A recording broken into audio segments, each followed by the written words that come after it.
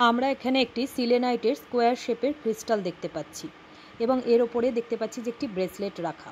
এই ব্রেসলেটটা আমরা চার্জ করতে পারি। যে কোনো ধরনের ক্রিস্টাল ব্রেসলেট যেটা আমরা দৈনিক উদ্দেশ্যে ব্যবহার করি, যে কোনো পারপাসে ব্যবহার করি, সেটা এই প্লেটের ওপর রেখে আমরা চার্জ করতে পারি।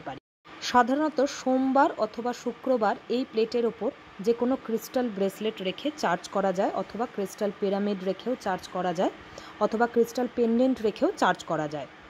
এই প্লেটটির মধ্যে তোমরা দেখতে পাচ্ছ যে 7 চক্র, অর্থাৎ আমাদের শরীরের যে 7টা চক্র, তার যে সিম্বল রয়েছে, হিডেন সিম্বল রয়েছে বা ডিভাইন সিম্বল রয়েছে, সেটা কিন্তু এখানে আঁকা রয়েছে, অর্থাৎ এখানে এনগ্রেভ করা রয়েছে। চক্রের নির্দিষ্ট কালার অনুযায়ী সেই ডিজাইনটি করা রয়েছে। অর্থাৎ ব্রেসলেট যখন তোমরা রেখে এখানে চার্জ করবে, তখন কিন্তু নির্দিষ্ট যে শরীরের ঊর্জা যেখানে পৌঁছানোর কথা, ব্রেসলেটের ঊর্জা, সেটা পুনরায় পৌঁছাবে।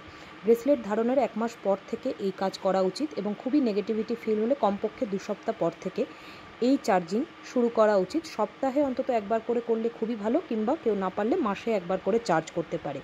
সোমবার অথবা শুক্রবার সকালবেলার দিকে যদি পারে ভালো, নাহলে বেলার দিকে ঠাকুরের সামনে রেখে পারলে ভালো, নাহলে নর্থ ওয়েস্ট কর্নারটাকে বেছে নিতে হবে ক্রিস্টাল প্লেট রেখে চার্জ করার জন্য। এরপর আরও ভালোভাবে এনার্জাইজ করার জন্য একটি কর্পূর জেলে সেই ধোঁয়াটা ব্রেসলেট এবং চার্জিং প্লেটের ওপর দিয়ে বারবার ঘুরিয়ে নিলেও খুবই ভালো কাজ হয়। এইভাবে গোটা রাত যদি ঠাকুরের সামনে রেখে দেওয়া যায়, অথবা নর্থ ওয়েস্ট একটা শুদ্ধ কর্নার বেছে নিয়ে এভাবে তার উপরে একটি লাল অথবা হলুদ কাপড় চাপা দিয়ে সারা রাত রেখে দেওয়া যায়, সকালবেলা পুনরায় ব্রেসলেটটি ধারণ করে নেওয়া যায়, তাহলে এটি ফুল চার্জ হয়ে গেছে বলেই মানা হয়।